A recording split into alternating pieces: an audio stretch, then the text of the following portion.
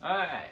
Hello, welcome to Limit Studios, where we talk anything and everything entertainment. I'm, of course, the Limit himself, Zeke Lamone, and this is my review for Firestarter, the 2022 version that just released this weekend in theaters and exclusively on Peacock at the same time.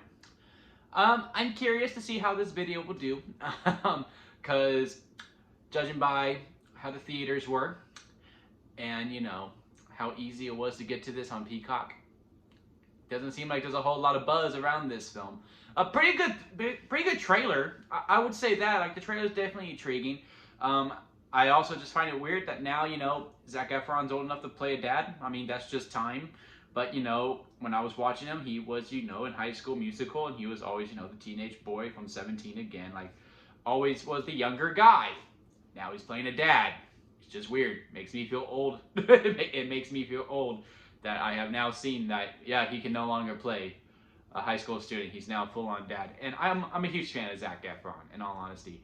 I really think, I don't know if it's him who chooses his properties or if it's his agent who says to do these properties. But if he would have picked better projects, I really think with his acting capability, he could be an Academy Award nominated actor by now. I really do think he is that good, or at least the face of a franchise, at least, where he's like a big mainstream movie star instead of not necessarily lost in the shuffle, but like he's there, like you're like, oh yeah, Zac Efron, like, oh, the Zac Efron movie's coming out. Like, you don't have that reaction. It's just, oh, Zac Efron. And I just think if he either had a better agent or he just picked better properties, he would have been at a different point in his career. And that goes to say with this movie too. I'm gonna make this as quick as possible. In all honesty, this movie's not good. It's really not. And it's just, you can just tell. It really felt like the studio wasn't really trying either, and no one on the project was really trying either. Besides the girl who plays Charlie, the main actress, everyone else there really felt like, and like just how it's shot and how it feels, from the color coding and everything, this just felt like a project for people to get paid. And if it is, fine. I mean, so be it. I mean, that's fine. I'm happy that this created jobs. that's a positive that I am taking from this movie. This movie created jobs. And you know what? People got paid. And that's all that really matters, right? People got to, pay off their houses, or paid rent, and were able to have food in the fridge and all that stuff. Absolutely. Absolutely love that.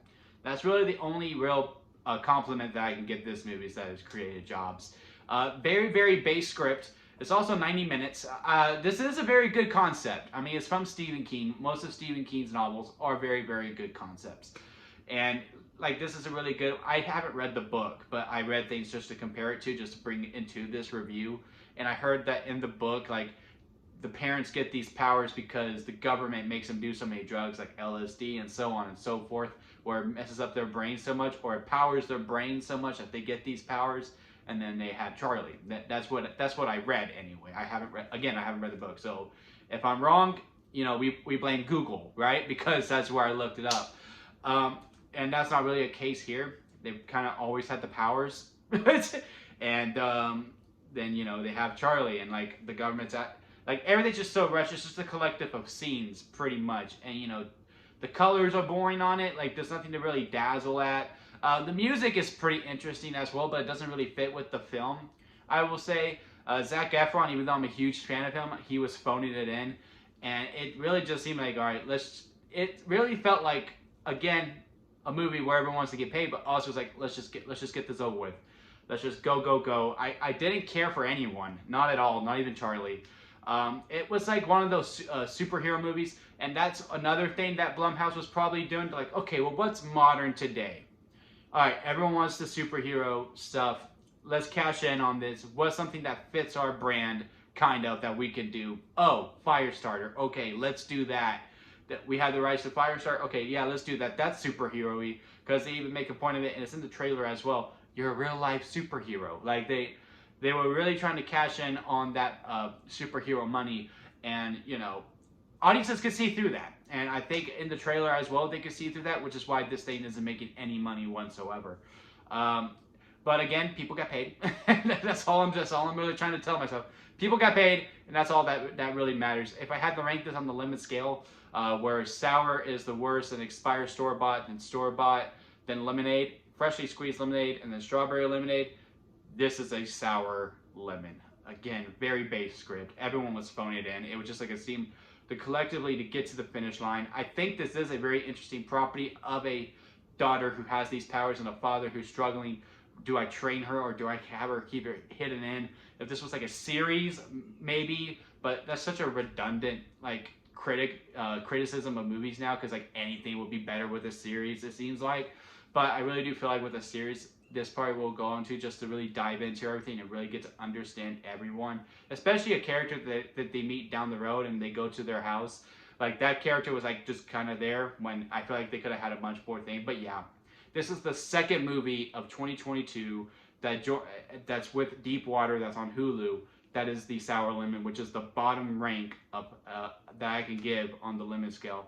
It's just bad. I can't think of anything good. I can't think of anything good as the film that's actually enjoyable. It was a marathon to finish it, even though it was 90 minutes. And I had to pause it a couple times too, and I'm usually able to finish a movie no matter how bad it really is.